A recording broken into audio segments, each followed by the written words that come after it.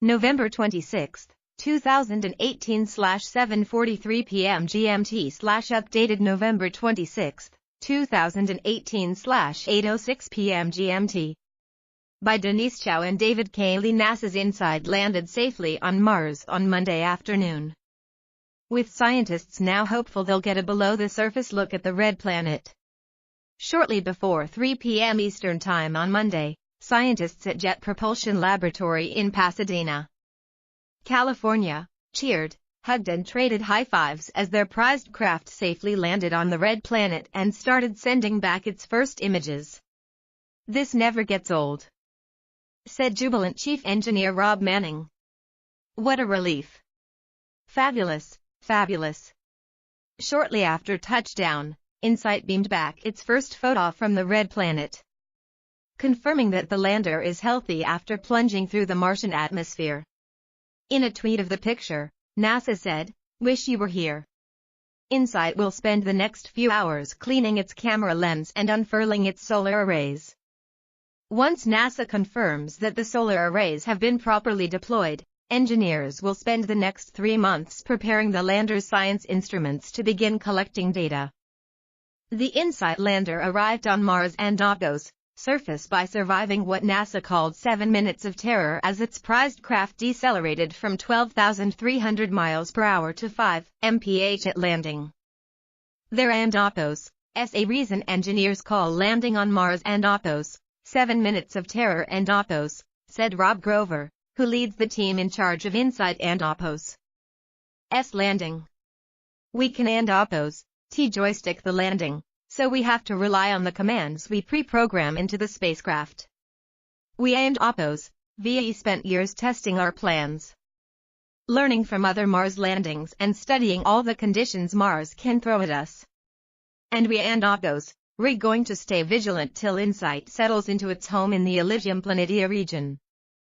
Scientists picked the Elysium Planitia for their landing spot, a broad plain that Andopos has been called the biggest parking lot on Mars.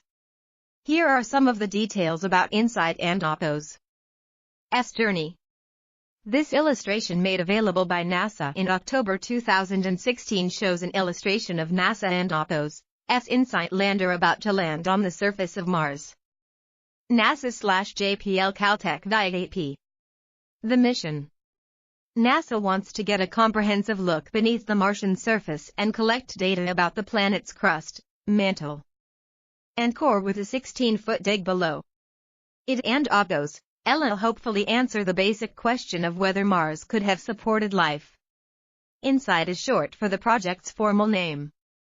The interior exploration using seismic investigations, geodesy, and heat transport distance and cost.